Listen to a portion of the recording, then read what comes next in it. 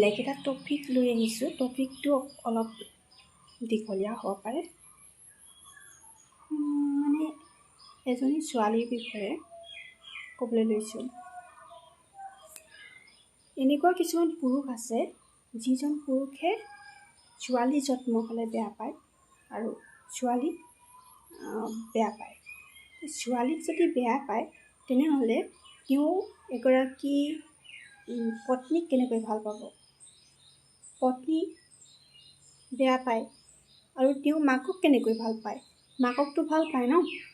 গতিকে তেওঁ বুজিব লাগিব যে মাকজনী ক'ৰ পৰা আহিলে, সেই এজনী ছোৱালীৰ পৰা আহিলে।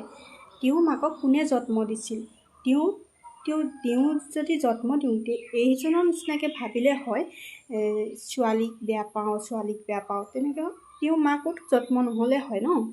গতিকে আপোনালোকে যোনে ছোৱালীক বেয়া পায় তেওঁলোকক সকলোকে মই অনুৰোধ জনাইছোঁ, ছোৱালীক ভাল পাবলৈ শিকক। আগত এনেকুৱা সাধু কিতাপ এখনত সৰু হৈ থাকোঁতে মই খুব পঢ়িছিলোঁ সাধু।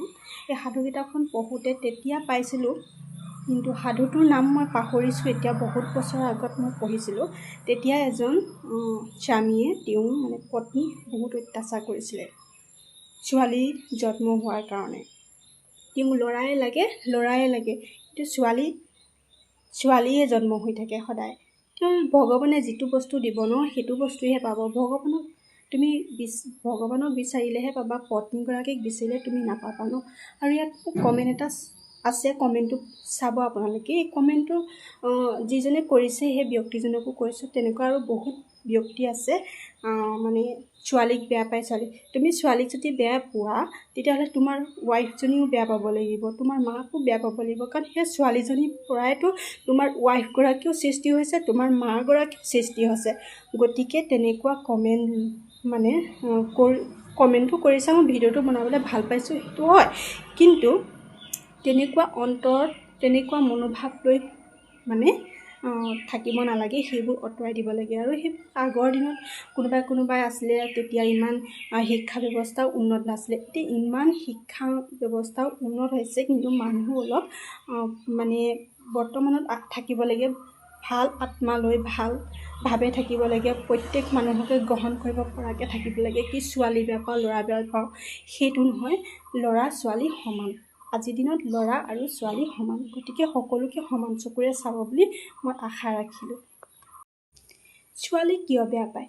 তোমাক এগৰাকী ছোৱালীয়ে তোমাৰ অন্তৰত আঘাত দিব পাৰে, কিন্তু সেই একে ছোৱালী নামৰ শব্দটোৱে আন এগৰাকী ছোৱালীয়ে তোমাক অন্তৰত আঘাত দিব নোৱাৰে বা তোমাক একে থিংকিঙত ভাবিব নোৱাৰে।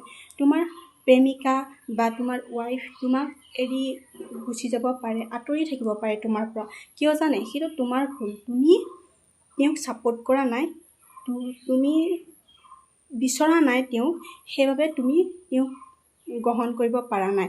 তেওঁ বুজি পাইছে যে তুমি তেওঁক ছাপোৰ্ট কৰা নাই, তুমি বিচৰা নাই, সেইকাৰণে তোমাৰ পৰা তেওঁ আঁতৰি গৈছে। সেইটো তোমাৰ সম্পূৰ্ণ ভুল। সেইবাবে তুমি সেইগৰাকী আঁতৰি যোৱাৰ কাৰণে বেলেগ এগৰাকী নাৰী বা বেলেগ এগৰাকী মহিলা বা বেলেগ এগৰাকী ছোৱালীক তুমি একে দৃষ্টিৰে চাব নিবিচাৰিবা। চবৰে দৃষ্টিভংগীবিলাক, চবৰে মনোভাৱবিলাক বহুত বেলেগ বেলেগ হয়। ঠিক তেনেকৈ তোমাৰ যেনেকৈ অন্তৰখন ভাগি গৈছে, তাৰে এটা মই সৰু উদাহৰণ লৈ আহিছোঁ।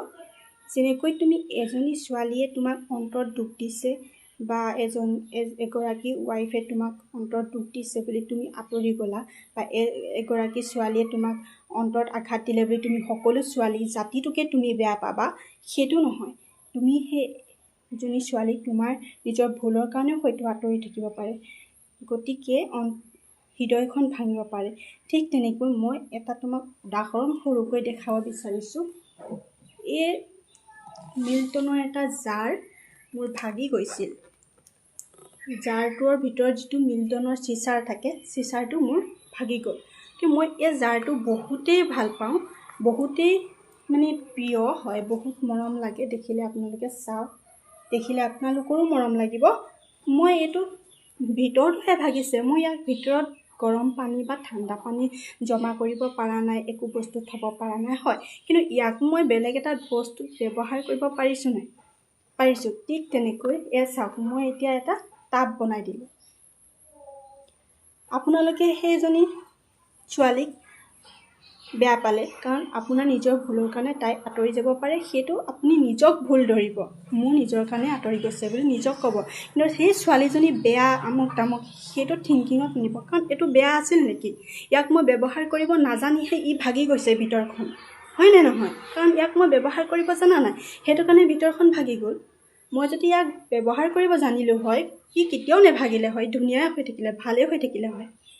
গতিকে তেনেকুৱা মনোভাৱ লৈ পিনি আপোনালোকে জীয়াই থাকিব চেষ্টা নকৰিব। অকণমান মনোভাৱবোৰ বেলেগ বেলেগ ধৰণৰ কৰক আপোনালোকে, ঠিক আছে? এই প্লাণ্টজোপা ছানচেভেৰিয়া সাপৰ উদ্ভিদ। এই প্লাণ্টজোপা, এই গছজোপাৰে বহুত মানে ভাল হয়, বহুত ভাল। এইজোপাৰে মানে ৰাতি ঘৰ এখনত যদি থাকে, ৰাতি মানে ভাল টোপনি আহে, ভাল টোপনি যাব পাৰে, আৰু অক্সিজেন বৃদ্ধিত সহায় কৰে, অক্সিজেন প্ৰদান কৰে, আৰু বায়ু বিশুদ্ধ কৰি ৰাখে, আৰু মানসিক চাপ হ্ৰাস কৰি ৰাখে। প্ৰত্যেকৰে ঘৰতে এইজোপা আছেই চাগে, আৰু আপোনালোকে জানেই, বহুতে ব্যৱহাৰ কৰি আহিছে। কিন্তু ঘৰৰ ভিতৰত লগাব নালাগে এই গছজোপা, সদায় বাহিৰত লগাব লাগে। ইয়াৰ বিষয়ে কথাখিনি ক'লোঁ। ভাল লাগিলে ভিডিঅ'টো লাইক কৰিব, শ্বেয়াৰ কৰিব, কমেণ্ট কৰিব। আপোনালোকৰ এটা কমেণ্টে এই ভিডিঅ'টো বনাবৰ কাৰণে মোক উৎসাহ যোগাই দিলে। গতিকে এনেকুৱা কমেণ্ট আপোনালোকে কৰি থাকিলে মোৰ ভিডিঅ' বনাবলৈ উৎসাহটো বাঢ়ি আহিব। নহ'লে সেই ভিডিঅ'টো হয়তো আজি নবনিলে হয়, যদি সেই কমেণ্টটো নাপালোঁ হয়। ভাল লাগিলে কমেণ্ট কৰাজনক বহুত বহুত ধন্যবাদ, আৰু এনেকৈ আগলৈও কমেণ্ট আহি থাকিব বুলি আশা ৰাখিলোঁ। ধন্যবাদ।